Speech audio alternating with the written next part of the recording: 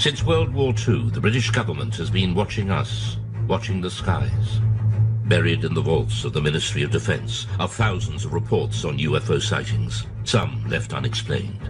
But now, after decades of secrecy, the files are being released. And for the first time, the truth about Britain's UFOs is revealed. A near mid-air collision. I can't speculate on what it was, I really can't. I mean, I don't know to this day what it was. A World War II bomber's close encounter. I don't talk about it too much to people, only close friends. An unidentified object caught on radar. And new evidence on one of the most celebrated UFO cases, the Welsh Roswell. If it could be shown that any UFOs were extraterrestrial in origin, people's entire belief system would fundamentally change. Strange, unexplained stories that leave many wondering if there really is life out there.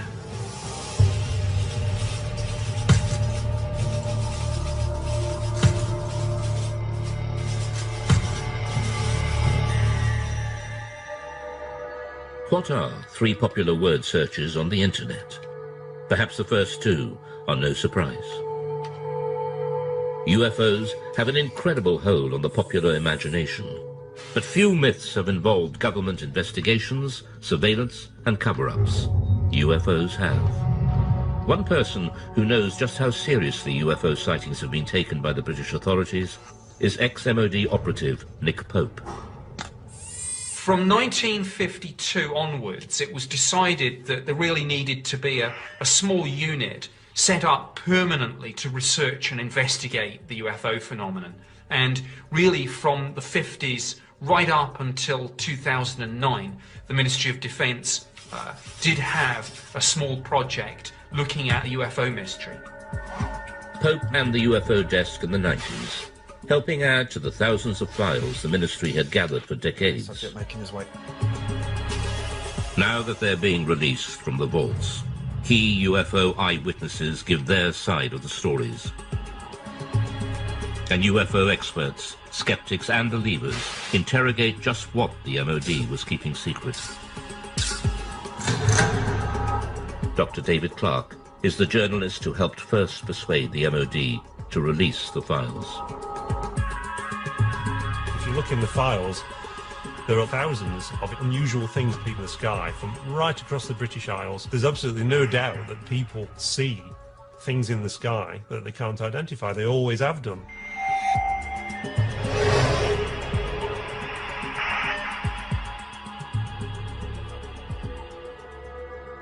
6th of January 1995.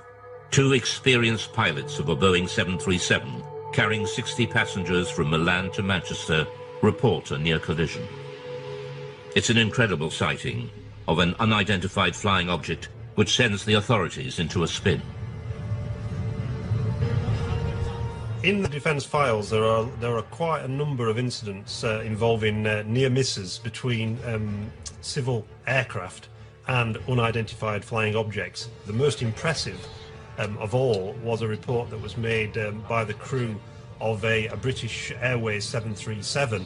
Speedbird 5061, overhead pylons 9 miles. They were just about to enter this cloud bank, quite a clear sky, good sort of vision. Suddenly the first officer said he saw this object coming towards him like an illuminated Christmas tree.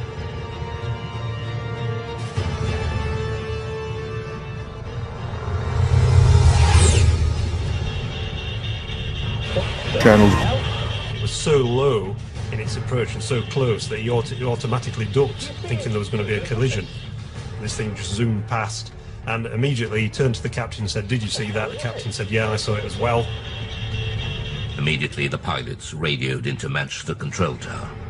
There's a lot of concern amongst air crews about what damage could be done to their reputation if they became known as, the crew that see flying saucers. So it was interesting in this case that despite that, these two air crew decided that when they landed they were going to file an official air miss report. So that would then trigger a full detailed investigation by the Civil Aviation Authority, which is exactly what happened.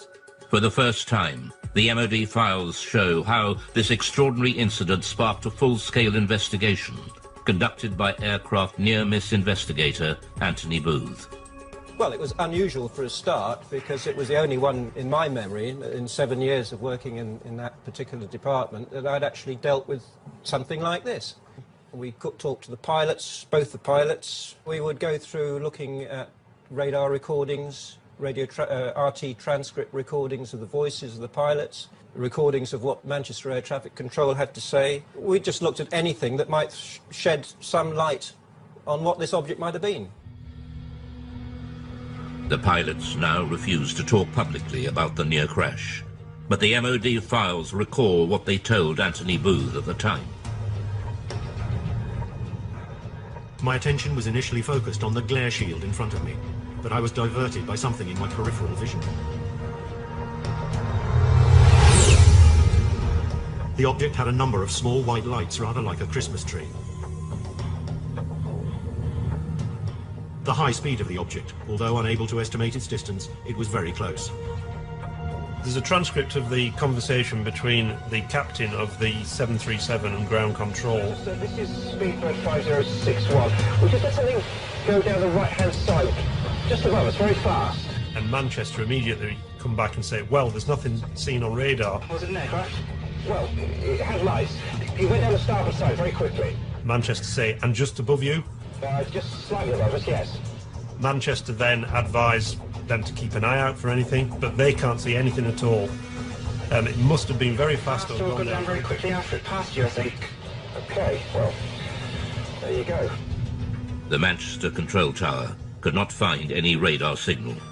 To radar expert Doug Robb, this is extraordinary. It says the likelihood of such activity escaping detection is remote, as the area is well served by several radars, and any movement at the levels in question over millions of years related a radar response. Nothing was seen. So what was it that avoided radar detection? The MOD files showed that the investigators and pilots considered all the possibilities. It was a hang glider. At night, he's suicidal. Hang glider would not be picked up by normal radar, no. A comet? No, I don't think so. A meteor could be detected on re-entry if the radar was looking exactly in the right direction as that piece of debris went past at some speed. Military?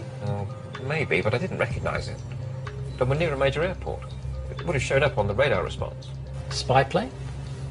I don't think so. Didn't look like a stealth. Stealth aircraft would not be picked up by normal radars. If a spy plane is being kept secret, it's not going to be flying where people can see it. And certainly nowhere near airliners. UFO? That'd be daft. I don't know. These pilots are not lying. They did have an unusual experience, which to them remains baffling. The files show the investigation seriously analysed the possibility of military activity, but they found no evidence from any official source. It seems most unlikely that such a flight would have been conducted so close to a busy international airport. So what was it? We revealed the conclusion, locked away in the MOD vaults since 1995, reached by Anthony Booth's investigation. Most of the incidents that we looked at, we could arrive at some conclusion, definite conclusion, but in this case, we couldn't really. We had to come up with an assessment of cause and risk. Both the risk and the cause were unaccessible. Degree of risk, unaccessible. Cause, unaccessible. Really, that statement is really, really unusual to find that in an official air miss report, and it's basically saying we don't have a clue what was seen. Look, they'll say back at BA. I think they might rib us about this one. At the end of their the summary of the working group's discussions, it says that there is no doubt that these pilots both saw an object and that it was of sufficient significance to prompt an air miss report. Unfortunately, the nature and identity of this object remains unknown. To speculate about extraterrestrial activity, fascinating though it may be, is not within the group's remit and must be left to those whose interest lies in this field. To some ufologists like Nick Pope, the absence of any real conclusion leaves serious and unanswered questions. Now, to me, this was quite extraordinary. UFO does not mean alien spacecraft, but clearly, in some people's minds, whether it was the pilot and the first officer, or whether it was the investigators at the Civil Aviation Authority or the Ministry of Defence, clearly somebody was thinking, well, maybe, just maybe, this is something extraterrestrial. I can't speculate on what it was. I really can't. I mean, I don't know to this day what it was. All I know is that we can't assume we know everything in this day and age. There may be things that we don't know about. The Manchester near-miss investigation shows just how seriously unexplained sightings were taken by the MOD.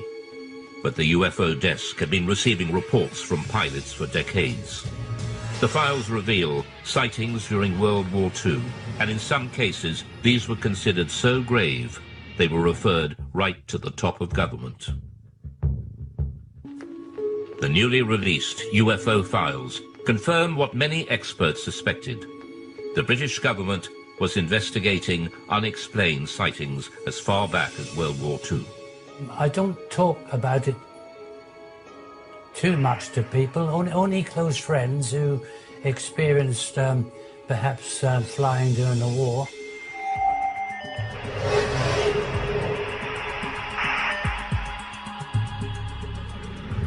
Spring 1944. Britain was engaged in heavy bombing raids over Germany. Rumours of strange, unidentified missiles were getting through to top command. Considered a threat to public morale, the MOD files reveal that the order to keep them secret came right from the top. Sightings such as the one seen by gunner Bernard Dye. Now I have here a personal wartime diary. I'll read you an entry which I wrote on the 26th of April. Operation Essen. 300 aircraft raided Essen. Dye then recorded the most extraordinary sight. By unidentified objects, which I describe as just red balls of fire. This is the first time Bernard Dye has spoken on television about what happened that night. We left the target area and we were heading back towards Mildenhall, our base. We were heading across France. Everything appeared to be peaceful. Suddenly I saw 3 balls of fire coming up from below and reported this to our pilot, Arthur Horton, on the intercom. A few seconds afterwards, the rear gunner, Brian Harper, he observed 2 more red balls of fire. Immediately, Arthur was a bit perturbed, and were they fighters? No, not fighters, Arthur, just balls of fire coming towards us. I said to Arthur, now, evasive action, corkscrew, starboard, go, go, go.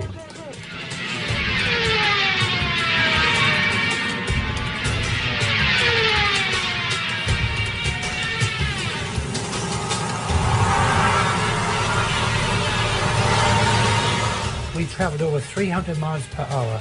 The aircraft was shaking like a leaf, and still they were following. The pilot was getting worried about burning the engines up.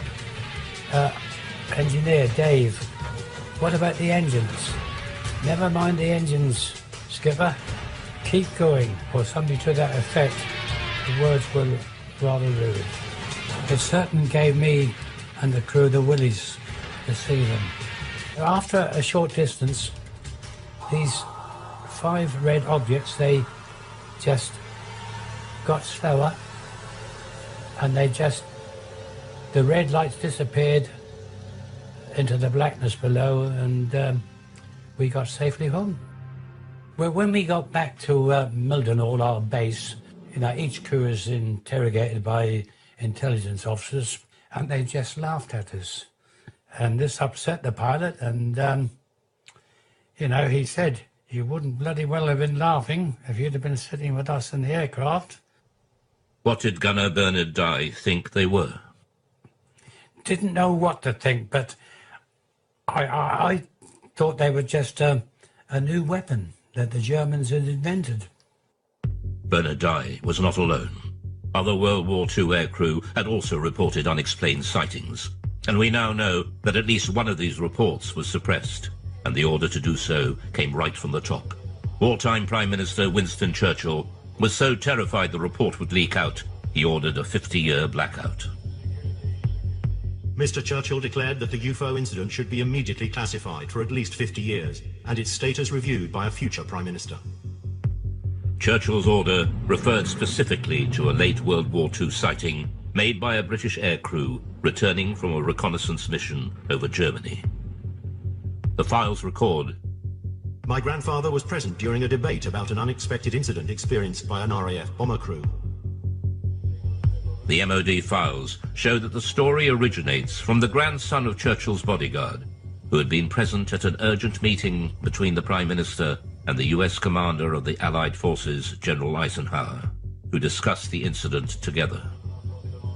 He was writing in to see if the ministry could confirm this story, that this guy who was the bodyguard was present at a discussion between Winston Churchill and Eisenhower about a mysterious incident when the crew of a Royal Air Force reconnaissance aircraft that had seen this metallic object that had appeared by the side of their aircraft, and it followed the aircraft, and it behaved in a way that was completely unexplainable in terms of it being, a German aircraft or any other sort of Nazi flying machine that they were aware of. A leading aircraft expert was also at the meeting. He dismissed any possibility that it could be a missile, since a missile could not suddenly match its speed with a slower aircraft and then accelerate again. Churchill was determined this would go no further. Another person at the meeting raised the possibility of an unidentified flying object, at which point Mr. Churchill declared that the incident should be immediately classified. But the file goes further. One extraordinary line explains just how fearful Churchill was of public reaction to this UFO sighting, if it ever got out. This event should be immediately classified, since it would create mass panic amongst the general population and destroy one's belief in the church. But the files also reveal that this wasn't the first time Churchill had got embroiled in UFO sightings. In October 1912, there was sightings of mysterious lights in the sky over the dockyards at Sheerness in Essex. Winston Churchill was the First Lord of the Admiralty, and he had to look into this, and Churchill had to admit in Parliament that he couldn't explain what had been seen. The files show that even after the war, Churchill took a personal interest in unexplained sightings. In the aftermath of the sightings in Washington, D.C. in 1952, that made all the news headlines, Winston Churchill again became interested and sent the memo to the Secretary of State for Air. What does all this stuff about flying saucers amount to? What can it mean? What is the truth? Let me have a report at your convenience.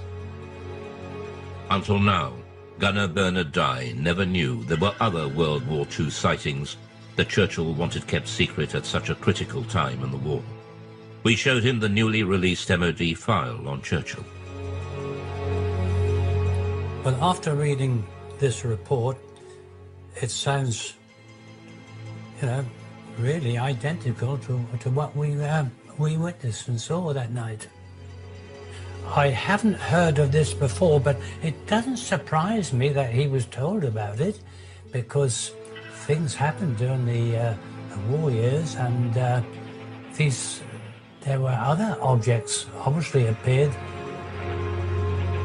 It's interesting that during the 1940s there were a very large number of sightings reported by aircrew, and there are various Royal Air Force files at the National Archives that detail some of these reports, rocket phenomena they were described as, but they were never able to explain them. And at the end of the war, when they debriefed some of the Luftwaffe pilots, they said that they'd seen very similar things themselves, and they thought they were Allied secret weapons.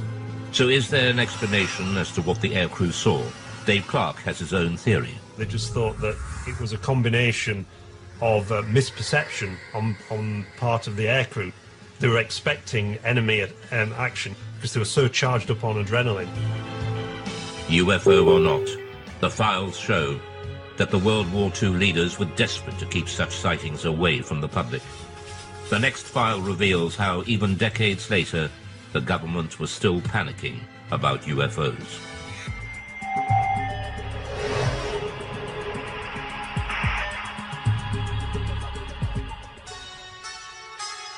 Many UFO experts believe that the Pitlochry file illustrates one of the most significant UFO conspiracies of recent times.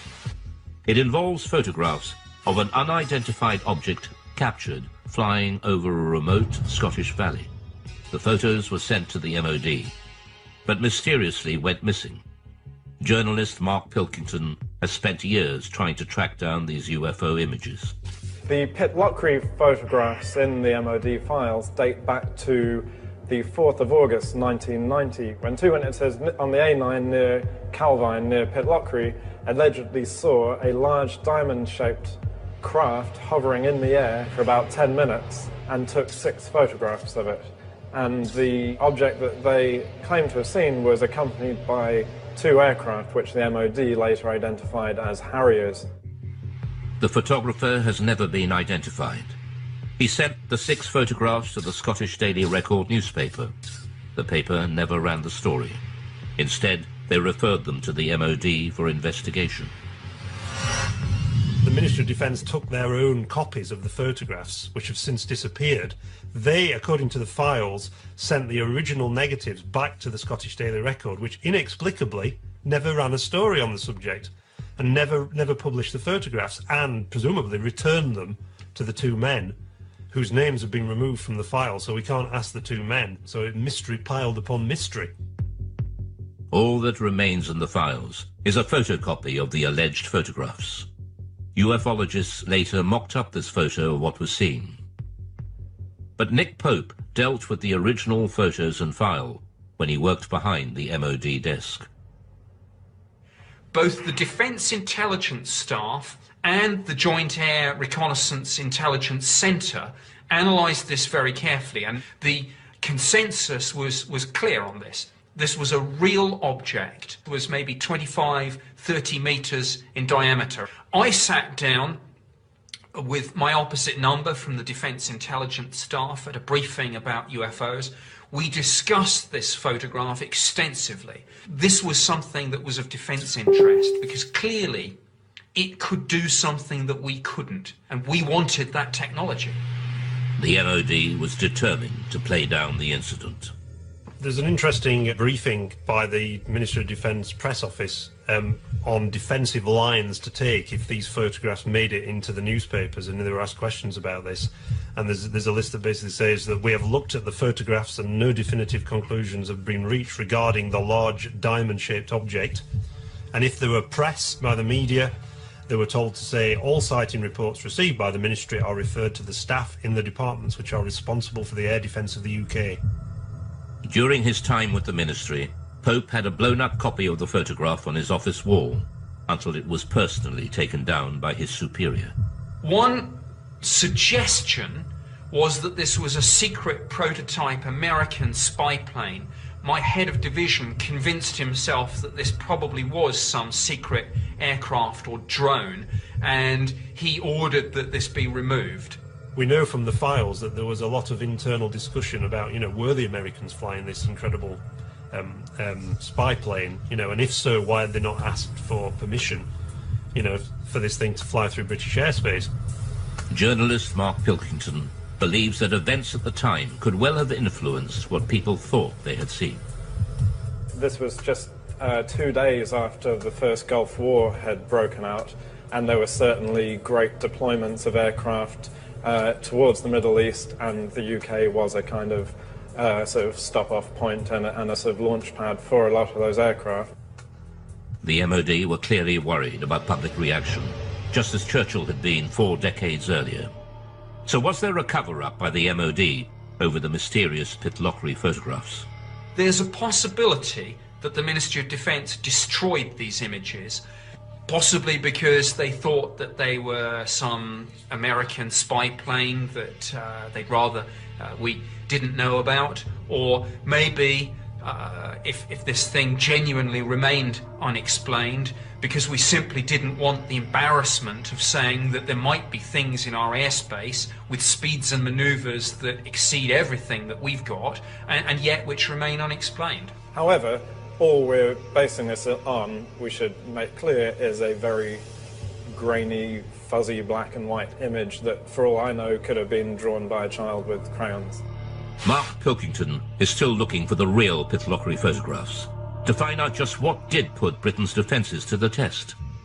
But 6 years later, on Britain's east coast, another UFO sighting sparks off a full-scale military investigation and a direct challenge to the Secretary of State for Defence.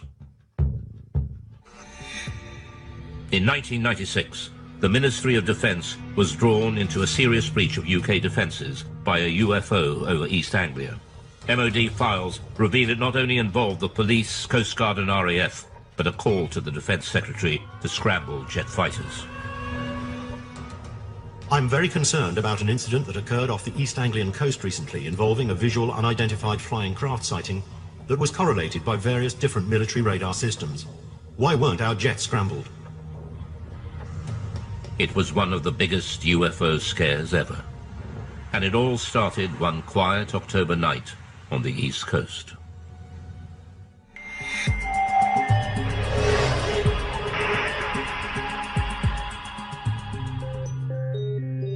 It was the police officers, actually, who phoned in the first reports. There's an extract from that. In the early hours of the morning, the police are saying we can see a red and green rotating light in the sky directly southeast from Skegness. It looks to be high in the sky directly over the Wash. The patrol officers reported the sighting to the station sergeant. I immediately phoned it through to the Skegness control room, who relayed it onto Great Yarmouth Coast Guard Maritime Rescue, suspecting it might be an incident over the sea. We had a report at about 3:15 local time from Skegness Police, and they could actually see this light in a southeasterly direction. We were uncertain of what it was at the time, and we immediately made a report to the local air defence radars to see if they could see anything. The call went through to RAF Neatishead, the most important air defence centre in southern England. Try-to-be radar has a contact bearing at 221 degrees at... They noticed that on one of the radars, or a blip that they couldn't identify, that wasn't an aircraft. Could the mysterious radar blip and the strange lights seen by the police be the same thing? Panic calls from the public started to come in. No, I don't think they're invading. A call was put out to shipping to keep a lookout for unidentified lights. Then a tanker came back. We're seeing a group of lights above the Wash. The vessel at sea was the Connor Coast, and she was in much this sort of area. At 3:50 a.m., Patrol Officer P.C. Leyland rushed onto the police station roof to video the strange lights and managed to capture 5 minutes of footage now showing a single stationary white light. News of the sighting spread quickly through the UFO grapevine. The transcript of the conversation between the Coast Guard and the police and the trawler crew was leaked to the local news, and it suddenly became this huge UFO incident that got to the attention of the local MP. The sighting gathered such momentum, even local Labour MP Martin Redmond got embroiled and started asking difficult questions. Martin Redmond said, look, you've got police officers seeing UFOs, you've got Royal Air Force officers tracking them on radar, and yet you don't even get the aircraft in the air to take a look at this thing. Here's a copy of the letter that Martin Redmond MP sent to the Right Honourable Michael Portillo, Secretary of State for Defence, and he says, I'm very concerned about an incident that occurred off the East Anglian coast recently involving a visual unidentified flying craft sighting, which was correlated by various different military radar systems. While I'm interested in finding out what was seen, my primary concern stems from the absolute shambles that such an event seemed to cause. So he's really sort of having a go at the Ministry of Defence and saying, you know, why didn't you react to this? What are the RAF doing? So this really stung the RAF. The files reveal a picture of chaos. The letter sparked off an MOD investigation to explain the RAF's resistance. Doug Robb was operations manager on the night. We showed him the MOD findings. He wasn't surprised by the conclusions.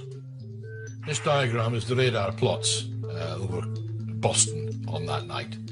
And in summary, It shows that Claxby picked up the object, but it didn't move, and it was on land. And after investigation, it was decided that it was the church tower, the Boston Stump, as it's known. The files were certain this was the culprit. The church is known in aviation circles as the Boston Stump, and appears occasionally on some radars in certain radar propagation conditions. They said that this was a completely separate phenomenon to the bright stationary lights that had been seen by the police from Boston and Skegness and by the tanker crew. The report concluded there was no justification to order the scramble of RAF fighters, much to the chagrin of the local MP, Martin Redmond.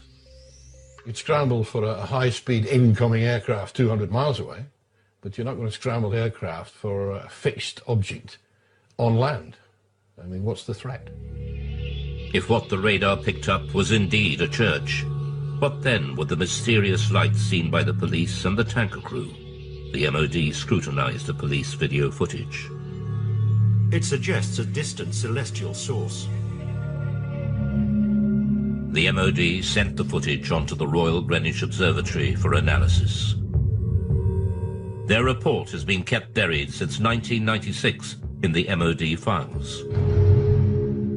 UFO and astronomy expert Ian Ridpath was shown their conclusions and the police video. If you look at the police video, you can see it's just a bright dot of light just sitting there, not appearing to do anything. So, to me, this shows that even the most impeccable witnesses can actually make what is really a basic mistake, which is just misidentifying bright celestial objects. Well, the most common culprit is the planet Venus. In fact, it's called the Queen of the UFOs, and this is because it's the brightest object in the night sky after the sun and the moon, which could have been what the police were seeing. He also believes there's an explanation for the colours of the lights. When the camera zooms in, very often the camera will completely lose focus, and you can actually see some odd shape to the light, which is actually the diaphragm of the camera. But this doesn't explain what the tanker crew observed. The MOD investigation found that they saw a light coming from a different direction to Venus, and they were baffled. These lights remain unexplained. But expert Ian Ridpath believes there is an answer. The object that the tanker saw to the north, I think, was another bright star called Vega, which is also just appearing to twinkle and flash multicolored lights. UFO expert and skeptic Dave Clark believes there is a reason why this escalated into such a major incident. This happened in 1996, which was the very height of the popularity of the X-Files series on TV. It was the biggest sort of year, the 1996-97, in terms of number of reports they received since 1978. So is this case closed for East Anglia? Or will more mystery emerge, just as it has, with one of Britain's most celebrated cases that refuses to go away, the Welsh Roswell?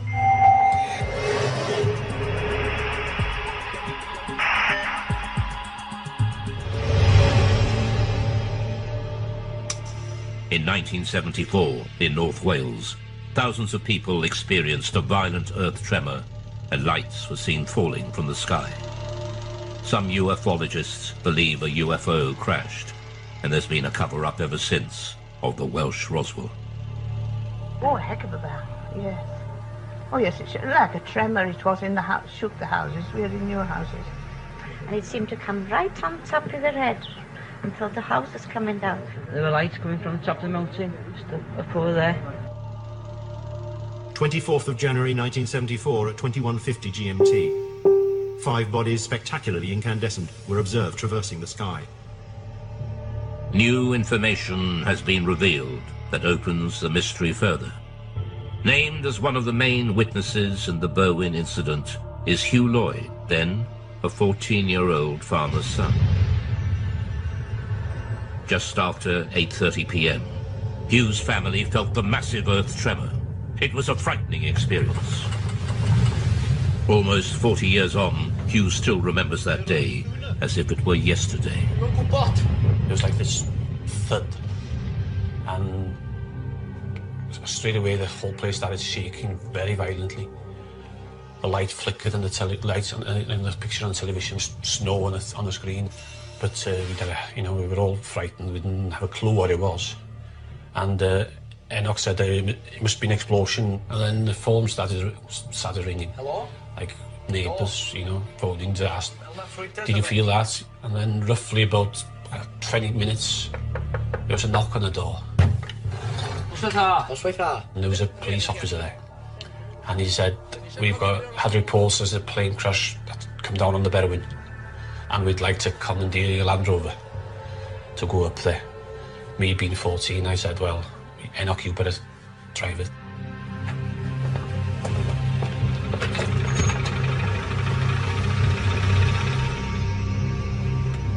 We carried on up the mountain about half a mile, maybe 3/4. And we drove up the track and we stopped, got out and got torches, and it was very quiet and very dark, but, nothing to be seen. How are we going with the torch? One of them said, there's nothing here. It's too quiet, we can't see anything.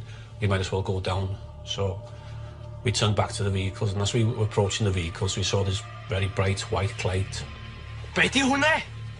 Up the valley. Just behind those trees there, up to the left in the valley between those two mountains.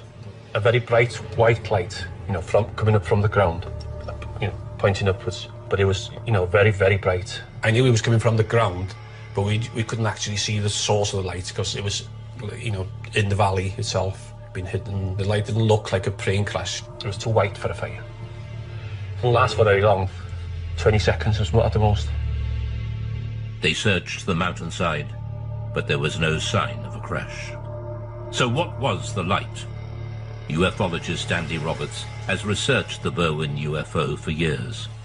Although a skeptic, he admits there is a central mystery to the incident involving another key witness. A village nearby called Llanderfel, there was a district nurse called Pat Evans. She felt the explosion there, and because she was a nurse and had all the medical equipment, thought if a plane's crashed, I could get up there and give much-needed help until the emergency services arrived. Pat Evans was with her 2 teenage daughters, 4 miles from Hugh Lloyd when the earth tremor hit.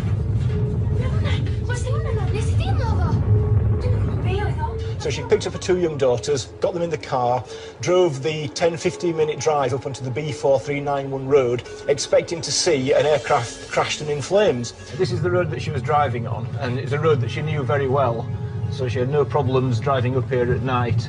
And obviously she was out there looking for what she thought was going to be a plane disaster. And just as she came out from the other side of this copse of trees, she was absolutely astonished to see far across the hills to the left a huge ball of red, white, orange, pulsating light. Whatever the object was, it was too far from the road to be reached on foot. Pat and her daughters watched, astounded at the ball of light, slowly pulsating and changing colour. She described it as being half the size of the moon, and around this object were moving torch lights and vehicle lights. She realised that it clearly wasn't a crashed aircraft and that someone or some people were there attending to whatever it was, and realising that, she drove back home and went to bed, and to this day is completely mystified by what it was. So what did Pat Evans and Hugh Lloyd see that night? We reveal that even the arrival of the mysterious men in black couldn't provide all the answers. The unidentified sightings by Pat Evans and Hugh Lloyd in Berwyn, Wales in 1974 have gone down in UFO folklore. The recently released MOD files have added even more mystery. Researchers from the British Geological Survey were quickly dispatched to Berwyn to investigate an earth tremor that had registered 3.5 on the Richter scale. Immediately after the earthquake, we were getting a lot of reports, some of them rather complex ones about lights in the sky, lights on the hill. So I brought a small team of people down to ask the local people around here what they'd seen, what they'd heard, what they'd felt. The British Geological Survey team have become known in Berwyn legend as the Men in Black, as they were dressed in dark suits, official-looking, and were going door to door. Some people seem to think the whole event was rather suspicious, and that we, simple scientists from the Geological Survey, had something to do with suspicious events around here. Files containing Chris's notes recall his interview with nurse Pat Evans, who saw the unidentified light. I have here the notes that I made when I talked to Pat Evans. She felt the shaking, but also she was very concerned about lights that she saw in the sky. She thought there was a big red light, like a glowing red fire. This is a copy of one of the maps that we, with our team, used when we were going around the area talking to people, and we were able, therefore, to put on the map exactly where we got that interview from, and therefore exactly what that person saw, heard and felt. This British Geological Survey map, buried in the vaults, is a revelation. It shows the anomalous lights seen by Pat Evans and Hugh Lloyd both appeared in the same small area of hillside at the same time. UFologist Andy Roberts returns to the same spot on the mountainside where Pat and her daughter saw the UFO, and where Pat Evans told her story to Andy Roberts in 1998. When I brought Pat Evans up onto this mountain road in 1998 and she told me her story then, I photographed her, and the photograph that I took showed her pointing to where she saw what she saw in 1974, and judging by this photograph she was pointing over there, and which we know is where the police and farmers were searching that night. Pat Evans was on the Llanganug to Welshpool Road, which is just beyond the forestry there. So if she was there, she probably saw the same light as we saw. You know, because it's dead in line.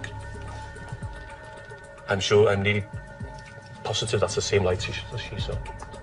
The recent files show the MOD's explanation for the sudden explosion and mysterious lights. Subsequent search of the hillsides in question revealed no sign of impact, however. The Meteorological Office consider that these sightings could have been occasioned by a bolide, that is to say a meteor which enters the Earth's atmosphere and burns up before reaching the ground.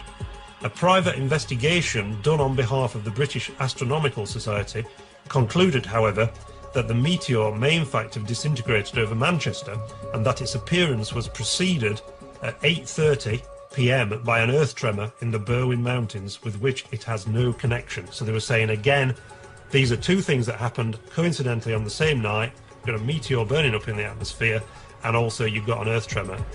So is this incredible coincidence, two separate natural phenomena, a meteor shower and an earthquake happening simultaneously, in itself a complete answer to the mystery? Many UFO believers think not. They believe the files failed to answer the big question, what was the source of light Pat Evans and Hugh Lloyd saw on the ground? So what Pat saw is an absolute mystery.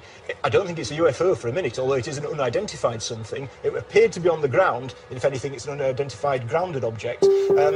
But it's a mystery. So in and amongst all the hype about aliens and extraterrestrial crashing, in amongst the truth and the fact about an earthquake and bolide meteors, what we have is a mysterious sighting of a stationary, large, glowing object on the ground for at least 10 minutes. So is this case closed for Berwyn? There are still many unanswered questions. The Berwyn Mountain incident is, I think in many people's minds, it's not case closed. Some people believe that the release of these files is itself disinformation, and that the Ministry of Defence is still covering up some great secret truth about UFOs. The MOD has agreed to release all the UFO files over time. But will all the secrets be revealed? It seems that the public is not ready to give up believing just yet. For some people, UFOs are with us for a long time to come. Well, until the real ones show up. Some people suggest that this drip feeding of information to the public about UFOs is getting people ready for the day when it is announced that actually these things are real.